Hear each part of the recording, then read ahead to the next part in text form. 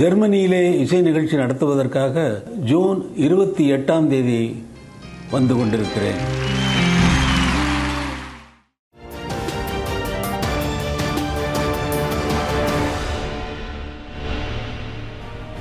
செய்திகளுக்கு அப்பால் நிகழ்ச்சியில் மீண்டும் உங்களை சந்திப்பதில் மகிழ்ச்சி. வணக்கம். இன்றைய தினம் ஒரு பரபரப்பான சூழ்நிலை தென்னிலங்கையில் ஏற்பட்டிருந்தது. கோட்டாபய ராஜபக்ச நீதிமன்றத்திலே தன்னை கைது செய்யக்கூடாது என்கின்ற வகையில் ஒரு முன் பிணை ஒன்றை பெற்றிருக்கின்றார். தன்னை கைது செய்வதை தடுக்க கோரி முன்னாள் ஜனாதிபதி கோட்டாபய ராஜபக்ச மேன்முறையீட்டு நீதிமன்றத்தில் மனு தாக்கல் செய்திருக்கின்றார். உயிர்த்த ஞாயிறு குண்டு தாக்குதல் தொடர்பான சம்பவ விசாரணைகளின் அடிப்படையில் பயங்கரவாத தடை சட்டத்தின் கீழ் தன்னை கைது செய்வதை தடுக்குமாறு கோரி தனது மனுவில் அவர் கோரிக்கை இருக்கின்றார். சட்டத்தரணி சனத் விஜயவர்தன மூலம் தாக்கல் செய்யப்பட்ட மனுவில் போலீஸ் மா அதிபர், IGP, அதே போன்று குற்றத்தடுப்பு புலனாய்வு பிரிவின் பணிப்பாளர், CID பணிப்பாளராக இருக்கக்கூடிய சாணி அபேசேகர, விசேட குற்றத்தடுப்பு புலனாய்வு பிரிவின் பணிப்பாளராக இருக்கக்கூடிய OAC-யாக இருக்கக்கூடிய மாதவ குணரட்ன ஆகியோர் அதில் பிரதிவாதிகளாக குறிப்பிடப்பட்டிருக்கிறார்கள். இப்போது இந்த விடயம் ஒரு புறம் இருக்க, இந்த கைதுக்கான சூழ்நிலை அல்லது அதனை தடுக்க வேண்டும் என்று கோரியிருக்கிறார். நாம் பலரும் நினைத்துக் கொண்டிருக்கின்றோம், மேன்முறையீட்டு நீதிமன்றத்தில் இவ்வாறு மனு தாக்கல் செய்து தடுப்பது என்பது முழுமையான கைதை நடைபெறுவதை தடுத்து விடுமா அல்லது அவ்வாறான நடவடிக்கைகள் மூலம் அவரை கைது செய்ய முடியாதா என்பது பலரிடம் இருக்கக்கூடிய வினாவாக இருக்கின்றது. ஆனாலும் கூட சட்டம் என்ன சொல்லுகிறது, சட்ட ரீதியாக இந்த கைதுகள் எவ்வாறு செல்வாக்கு செலுத்துகின்றன என்பது தொடர்பில் பார்ப்போமாக இருந்தால், இப்போது அவர் மீது அவர் பதட்டப்பட வேண்டிய தேவையில்லை. அவர் ஏன் உயிர்த்த ஞாயிறு தாக்குதல் தொடர்பில் தன்னை கைது செய்யலாம், அதுவும் பயங்கரவாத தடை சட்டத்தில் கைது செய்யலாம் என்ற சந்தேகம் எழுப்புகிறார்னு தெரியாது. அப்படி என்றால் அதில் ஏதோ ஒரு உள்நோக்கம் இருக்கின்றது என்றுதான் அதில் எடுத்துக்கொள்ள வேண்டி இருக்கின்றது. அதற்கும் அப்பால் இந்த இவ்வாறான நிலைப்பாடுகளை ஒருவர் நீதிமன்றத்தினுடைய உதவியை நாடுகின்ற போது விசாரணைகளை எவ்வாறு கொண்டு செல்வது அல்லது விசாரணைகளில் இந்த விடயம் எவ்வாறு கையாளுவது என்று பார்த்தால், முன்னாள் ஜனாதிபதி கோட்டாபய ராஜபக்சவின் இடைக்கால தடை உத்தரவு ஒன்று நீதிமன்றத்தால் வழங்கப்படுமாக இருந்தால் அதனை நீக்கும் அதிகாரம் யாருக்கு இருக்கிறது என்றால், அந்த சூழ்நிலை ஒன்றை கருத்தில் கொண்டு அல்லது சட்டமாதிப திணைக்களம் முழுமையான ஒரு தகவலை மேல்முறையீட்டு நீதிமன்றத்திலே அதனை தாக்கல் செய்கின்ற போது அது தொடர்பில் மேன்முறையீட்டு நீதிமன்றம் அதனை நீக்கிக் கொள்ளுகின்ற அதிகாரம் இருக்கின்றது, முறையான காரணத்தின் அடிப்படையில். அல்லது முதல் ஆதாரத்தை சமர்ப்பிக்கும்படி மேன்முறையீட்டு நீதிமன்றம் கேட்கலாம். முதல் குறிப்பிட்ட நிலைப்பாடுகளுக்கு அப்பால் இரண்டாவது படியாக மேன்முறையீட்டு நீதிமன்றம் இன்னும் ஒரு விடயத்தை கூறலாம். முதல் ஆதாரத்தை சமர்ப்பிக்கும்படி சட்டமாதிபரை கேட்கும் பட்சத்தில் அதனை முறையாக சட்டமாதிபர் சமர்ப்பித்து கைதை உறுதிப்படுத்த முடியும்.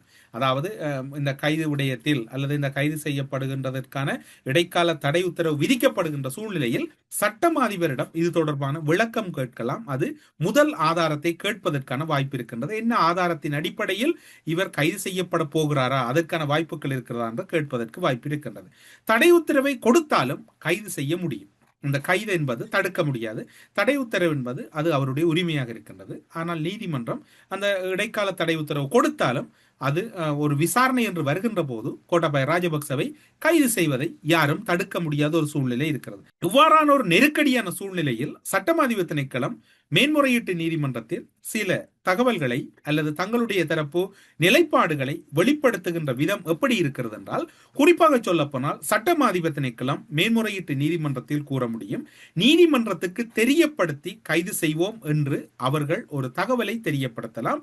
அதனை நீதிமன்றம் ஏற்றுக்கொண்டு அது தொடர்பான நிலைப்பாடுகளை வழிநடத்துவதற்கு மேன்முறையீட்டு நீதிமன்றத்திலே சட்ட நியாயாதிக்க எல்லைகள் இருக்கின்றது.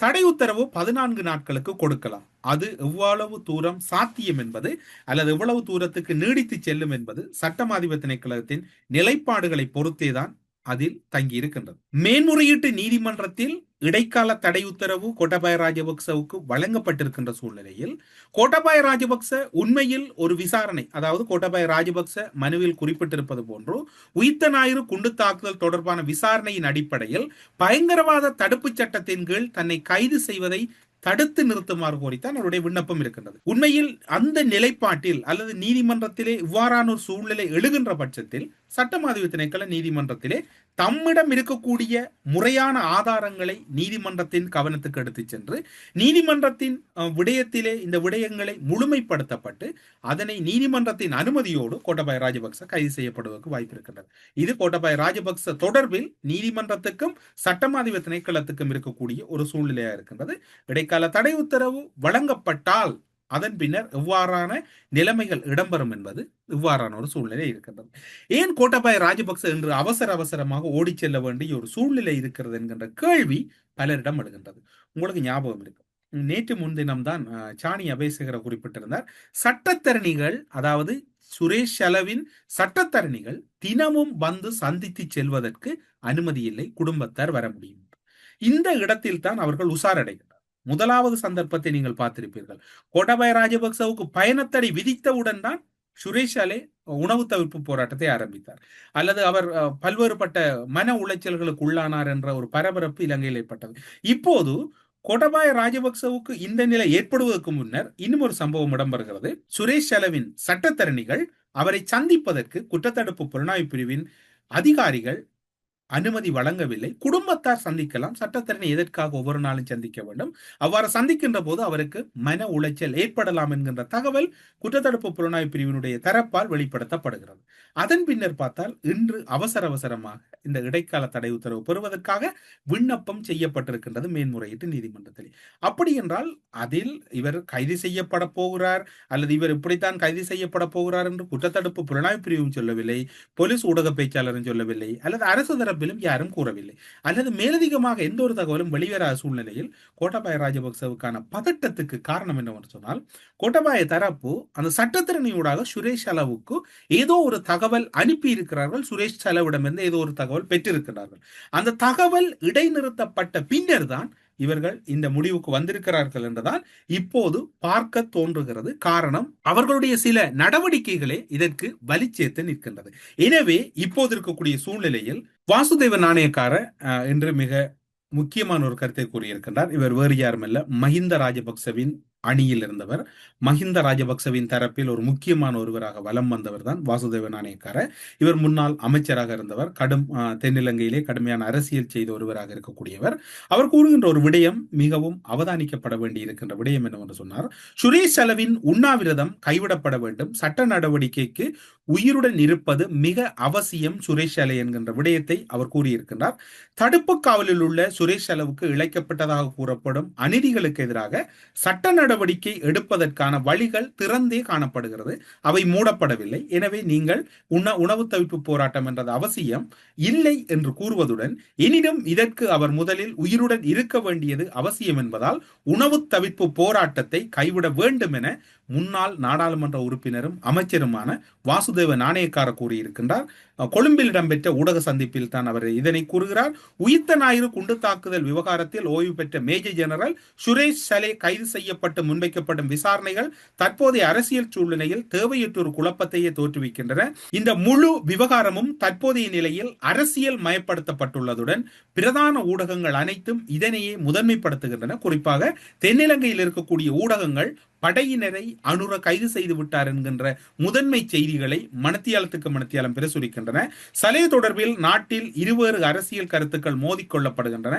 அதாவது சலேயை அரசாங்கம் பழிவாங்குகிறது என்கிற கருத்தும், சலே மீது விசாரணை எடுக்க வேண்டும் என்கின்ற கருத்தும் மோதிக்கொண்டிருக்கின்றன என்று கூறியவர், சலே என்பவர் நாட்டின் ஒரு முக்கிய இராணுவ அதிகாரி என்பதை நாமும் அறிவோம்.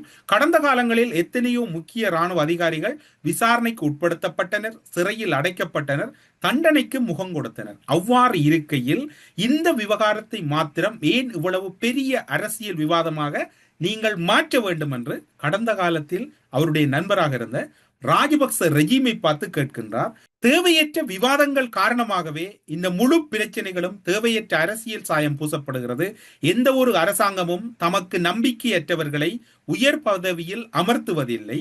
எனவே இந்த அரசாங்கத்தின் கீழ் ரவி செனவிரட்ன மற்றும் சாணி அபேசேகர் ஆகியோர் பதவிகளை பெற்றுக்கொண்டமை குறித்து அஞ்ச தேவையில்லை. எமக்கு தேவை நீதிமன்றத்தினூடாக இந்த விவகாரங்களுக்கு நீதியை பெற்றுக் கொடுப்பதேயாகும். இந்த விடயம் ஒரு வழக்கு நீதிமன்றத்தில் தாக்கல் செய்யப்படும் போது அங்கு நடைபெறும் வாத பிரதிவாதங்கள் மற்றும் சாட்சி விசாரணைகளின் பின்னர் நீதிபதிகள் ஒரு தீர்ப்பை வழங்குவார்கள். நாம் செய்ய வேண்டியது அந்த தீர்ப்பை ஏற்றுக்கொண்டு நீதிமன்றத்தின் ஊடாக கருத்துக்களை முன்வைப்பதை தவிர வெளியில் இருந்து கொண்டு தேவையற்ற விவாதங்களை செய்வது அர்த்தமற்ற விவகாரம் என்று அவர் குறிப்பிட்டிருக்கின்றார். அவர் கூறியதில் நியாயம் இருக்கின்றது. நீதிமன்றத்தை விமர்சிக்காதீர்கள். ஏன் இதில் பதட்டப்படுகிறீர்கள்? கடந்த காலங்களிலும் பல ராணுவ அதிகாரிகள் கைது செய்யப்பட்டார்கள் தானே. இவர் மட்டுமா ஒரு புதினமான ராணுவ அதிகாரிகள் என்பது யாருடைய தரப்பு நியாயமாக இருக்கிறது? மஹிந்த ராஜபக்சவோடு உடன் இருந்த வாசுதேவனுடைய கருத்தாக இருக்கின்றது. இதுதான் நாங்கள் மிக உன்னிப்பாக அவதானிக்கப்பட வேண்டியிருக்கின்றது. என்றால் எம்மவர்கள் பலர் கடந்த காலங்களிலே அனுபவித்த ஒரு விடயம் இன்று வாசுதேவ நாணயக்காரவன் சுட்டிக்காட்டுகின்றார். தடுப்பு காவலில் இருக்கும்போது சலைவுக்கு ஏற்பட்டதாக கூறப்படும் அவமானங்கள் மற்றும் கசப்பான அனுபவங்கள் குறித்து விசாரணை செய்த அதிகாரிகளுக்கு எதிராக சட்ட நடவடிக்கை எடுப்பதற்கான வழிகள் திறந்தே உள்ளன. ஆனால் அதற்கு அவர் முதலில் உயிருடன் இருக்க வேண்டும். ஷலே உயிருடன் இருந்தால்தான் இதனை கூட எடுக்க முடியும். எனவே சலே தனது உண்ணாவிரத போராட்டத்தை கைவிட வேண்டும். போராட்டத்தை நிறுத்தி மருத்துவ சிகிச்சைகளை பெற்று உடல் ரீதியாக தேற வேண்டும் என அவர் குறிப்பிட்டிருக்கின்றார். இப்போது சுரேஷ் சல விவகாரத்தில் முக்கிய இடத்தில் இருப்பது அவருடைய கணனி. மடிகணனி எப்போது திறக்கப்பட வேண்டும் என்ற கருத்து முன்வைக்கப்பட்டதோ அன்றிலிருந்து கோட்டாபய ராஜபக்ச தூக்கத்தை இழந்து அவருடைய நிம்மதியை தொலைத்து விட்டார். இப்போது வாசுதேவவும் இந்த கருத்தை கூறுகின்றார். நேற்று முன்தினம் கண்டி பகுதியில் இடம்பெற்ற ஒரு கூட்டத்திலே தயாசிரி ஜெயசேகர குறிப்பிட்டார். ராணுவ விவகாரங்கள் எவ்வளவு இருக்கின்றது, எப்படி கொடுக்க முடியும் என்கின்றார். நாமல் ராஜபக்ச குறிப்பிடுகின்றார். இவ்வாறுதான் முன்னர் ஒரு ரகசியம் கொடுக்கப்பட்டு மிலேனியம் சேலஞ்ச் எல்லாம் வெளியிலே தெரிஞ்சது என்று. ராணுவ விவகாரங்களை கையாண்ட கணனி அரசாங்கத்தின் கணனி.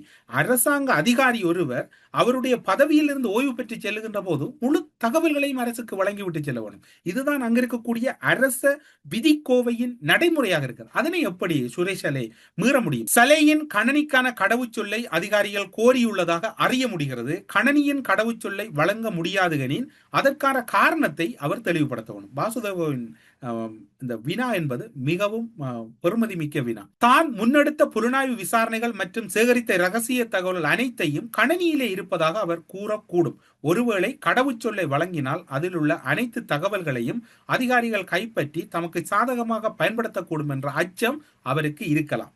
இதனால் கடவுச்சொல்லை தன்னால் வழங்க முடியாது என்றும் தமக்கு தேவையான முறையில் கணனியை பரிசோதித்துக் கொள்வதற்கான உரிமை அவர்களுக்கு உள்ளதாகவும் அவர் குறிப்பிடலாம். நான் கடவுச்சொல் வழங்க மாட்டேன், நீங்கள் கணனியை பரிசோதித்துக் கொள்ளுங்கள் என்று கூறலாம். ஆனால் அது தேவையற்ற விடயம்.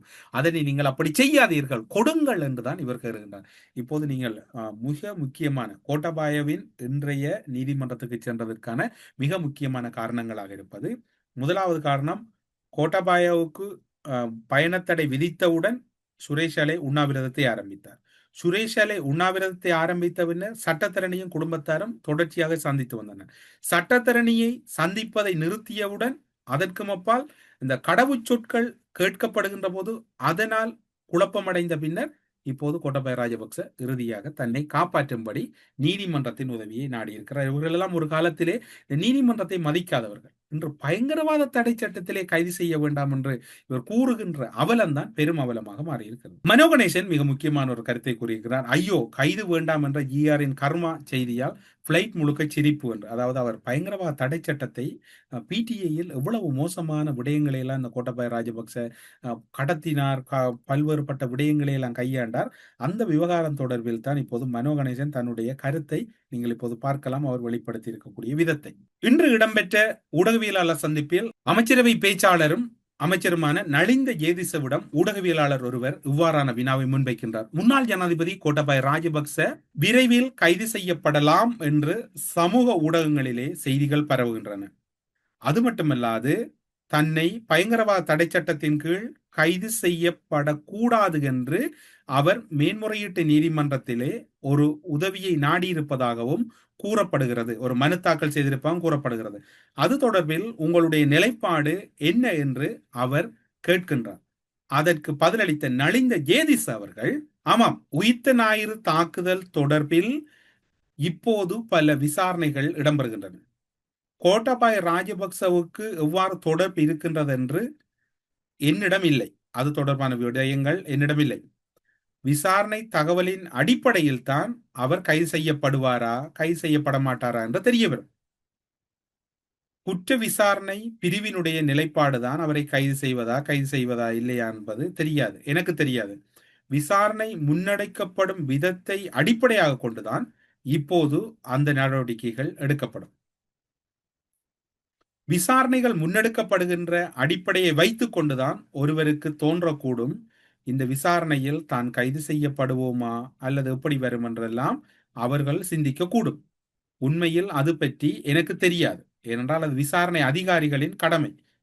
விசாரணை தொடர்பான தகவல்கள் முறையாக வெளியிடப்படும் போது அதனால் பிரச்சனை ஏற்படக்கூடும் என பீதியடையும் தரப்பினர் தான் இவ்வாறான விடயங்களை தெரிந்திருப்பார்கள். இந்த விடயம் குறித்து அமைச்சரவையில் பேசப்படவும் இல்லை. குற்ற விசாரணை பிரிவினர் அது தொடர்பான விசாரணைகளை மேற்கொள்கிறார்கள்.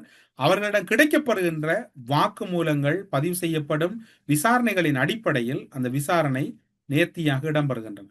அவர் இறுதியாக ஒரு விடயத்தை கூறுகின்றார். கள்வனுக்கு முன்னால் வாழைத்தாறு பாய்ந்து விட்டதோ தெரியவில்லை என்று கூறி அவர் முடிக்கின்றார். அதாவது கைது விடயம் தொடர்பில் அமைச்சர் இதற்கும் எமக்கும் தெரியாது, இது வேறு ஒரு பிரிவினரால் கையாளப்படுவது, எமக்கு இது தொடர்பில் தெரியாது என்கின்ற தகவலை அவர் கூறியிருக்கிறார். கரீன் பெர்னாண்டோ அவர்கள் நாடாளுமன்றத்தில் உரையாற்றிய ஒரு உரை இன்றும் அவதானிக்கக்கூடியதாக இருக்கின்றது. நீங்கள் அதனை நாடாளுமன்ற கண்சாட்டுக்களில் இருந்து பார்த்துக் கொள்ளலாம். 2019 ஆண்டு காலப்பகுதியிலே மிக முக்கியமான ஒரு உரையை ஆற்றியிருந்தார். அவர் இந்த உரையிலே குறிப்பிடுகின்ற போது, ஷானி அபேசேகர என்ற போலீஸ் அதிகாரி ஐபி இலக்கங்கள் ஊடாக ஈஸ்டர் தாக்குதலுடன் தொடர்புடைய நபரை கண்டுபிடிக்கின்றார். ஐபி இலக்கத்தின் ஊடாக குறித்த சந்தேக நபரை கைது செய்ய சென்றபோது யாருடன் பேசினார் என்று விசாரித்து பார்த்தால் இலங்கையின் புலனாய்வு பிரிவு அதிகாரியோருடன் இந்த சந்திப்பு நடத்தப்பட்டுள்ளது.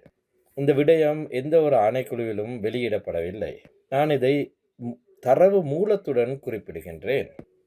நான் கூறுவது ஈஸ்டர் தாக்குதல் தொடர்பில் வெளியான தகவல்களில் அறிக்கையில் இல்லாத என்றாலும் நீதிமன்றில் குறிப்பிடப்பட்ட சட்டத்தரணிகளுக்கு தெரிந்த தகவலே இது. அந்த சாட்சியம் வெளியிடப்படவில்லை.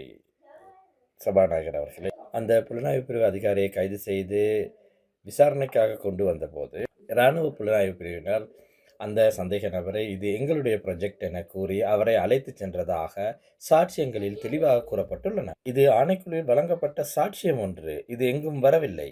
இந்த விடயத்தை கண்டுபிடித்தவர் ஷானி அபேசேகர. அதனைத் தொடர்ந்து இதுவரையில் 4 பேர் குற்றப்புலனாய்வு திணைக்களத்தின் பணிப்பாளர் பதவிகளில் மாற்றம் செய்யப்பட்டுள்ளனர். கோட்டாபய தரப்பில் இன்னும் ஒரு செய்தி வெளியாக இருக்கின்றது. அந்த செய்தி என்னவென்று சொன்னால், மீண்டும் விசாரணை தேவையில்லை என FBI கூறியதுதானே. ஷானி குரோதத்துடன் செயற்படுகிறார், ஏன் மீண்டும் விசாரணை செய்கிறீர்கள்? FBI வேண்டாம் என்று விட்டது, எதற்காக இலங்கை CID-யினர் குற்றத்தடுப்பு புலனாய்வு பிரிவினர் விசாரணை செய்கிறார்கள் என்று கேட்கின்றார். கிட்டத்தட்ட கோட்டாபய ராஜபக்ச நீங்கள் எல்லோரும் எதிர்பார்ப்பது போன்று கைது செய்ய முடியாது என்பது அது அப்படியான நிலைப்பாடு இல்லை. நீதிமன்றத்திலே அதற்கான இன்னும் ஒரு வழிகளும் இருக்கின்றது. அது சட்டமாதிப திணைக்களத்துடன் கூடிய நிலைப்பாடாக இருக்கின்றது. எனவே அந்த விடயத்தை சட்டமாதிப திணைக்களம் வழிநடத்தும் என்று எதிர்பார்க்கப்படுகிறது. அதில் குழப்பமில்லை. கோட்டாபய ராஜபக்ச உண்மையில் உயிர்த்த ஞாயிறு தாக்குதல் தொடர்பில் நலிந்த ஜேதிச குறிப்பிடுவது போன்று குற்றம் சாட்டப்பட்ட ஒருவராக அல்லது உடந்தையான ஒருவராக இருப்பாராக இருந்தால் நிச்சயமாக அவர் கைது செய்யப்படுவதற்கான உதவிகளை சட்டமாதிப திணைக்களம் மேன்முறையீட்டு நீதிமன்றத்திலே கேட்கலாம். அதற்கு மேன்முறையீட்டு நீதிமன்றமும் சில வழிகாட்டலை செய்யலாம் என்று எதிர்பார்க்கப்படுகிறது. இப்போது நீதிமன்ற அவமதிப்பில் ஈடுபட்டவர்கள் தொடர்பில் பல தகவல்கள் பெற்றுக்கொண்டிருக்கிறார்கள். பல காணொளிகள் கிடைக்கப்பெற்றுக் கொண்டிருக்கின்றன. உங்களுக்கு தெரிந்த காணொளிகள் அல்லது நீதிமன்ற அவமதிப்பிலே யாரும் ஈடுபட்டார்கள் என்று நீங்களும் அறிந்தால் போலீசாருக்கு தெரியப்படுத்தலாம் என்கின்ற தகவலும் தெரிவிக்கப்பட்டிருக்கின்றது. எனவே இந்த தகவல்களோடு இப்போது ஒட்டுமொத்தத்திலே கோட்டாபய ராஜபக்சவின் குடும்பம் நடுநடுங்கி கொண்டிருக்கின்றது. வெளிநாட்டுக்கும் செல்ல முடியாது, பயணத்தடை. அமெரிக்காவுக்கும் செல்ல முடியாது, அங்கு அவருக்கான குடியுரிமை நீக்கப்பட்டு விட்டது. இப்போது அவர் எங்கு செல்வது என்று தெரியாமல் இருக்கின்றது. ஒருவேளை இந்த விசாரணை எப்படி செல்ல போகிறது என்று செவ்வாய்க்கிழமை இன்னும் 3 நாட்கள் இருக்கின்றது, நீதிமன்ற நாட்கள். இந்த நாட்களில் என்ன இடம்பெறும் என்ற தகவல்கள் எல்லாம் பொறுத்திருந்து பார்ப்போம். எது எப்படி இருக்கிறதோ, ஷலேயின் விவகாரத்தில் அடுத்தடுத்து அடுக்கடுக்காக சிக்க போகின்ற புள்ளிகள் யார்? ஏன் இந்த பதட்டம் திடீரென்று கோட்டாபய ராஜபக்சவுக்கு வந்தது? இதில் ஏதாவது உள்நோக்கம் இருக்கிறதா? எவ்வாறு அவர் பயங்கரவாத தடை சட்டத்தின் கீழ் தன்னை உயிர்த்த ஞாயிறு தாக்கல் விவகாரத்தில் கைது செய்யக்கூடாது என்று கோருவார் என்கின்ற விவகாரம் எல்லாம் இன்று பூதாகரமாயிருக்கிறது. பொறுத்திருந்து பார்ப்போம். இந்த கோட்டாபாய ராஜபக்ச விவகாரம் என்பது சாணி விடயம் என்பது இன்று நேற்றல்ல, அது நீண்ட காலமாக கூறப்பட்ட விடயம். இன்று நேற்று கூறியிருந்தால்தான் அவை பிழையான விடயமாக இருக்கும். இவை நீண்ட காலமாக கூறப்பட்ட விடயம். எனவே இது தொடர்பான தகவல்களை பொறுத்திருந்து பார்ப்போம். சாணி விவகாரம், அதாவது சாணி அபேசேகர் இந்த வழக்கை கையாளுவதுதான் ராஜபக்ச தரப்புக்கு இன்று நிம்மதி இல்லாமல் இழக்கப்பட்டிருக்கிறது. மடிகணனியை திறப்பாரா, கையடக்க தொலைபேசியை திறப்பாரா, அல்லது அவருடைய வாயை திறப்பாரா ஷலே என்பது அது $1,000,000 வினாவாக இருக்கின்றது. எனவே ஷலே ஆரோக்கியமாக இருக்கிறார் என்பது கொழும்பு தேசிய வைத்தியசாலையின் தகவலாக இருக்கிறது என்று கூறி செய்திகளுக்கு அப்பால் நிகழ்ச்சியிலிருந்து விடைபெற்றுக் கொள்கிறோம். நன்றி, வணக்கம். ஜெர்மனியிலே இசை நிகழ்ச்சி நடத்துவதற்காக ஜூன் 28ஆம் தேதி வந்து கொண்டிருக்கிறேன்.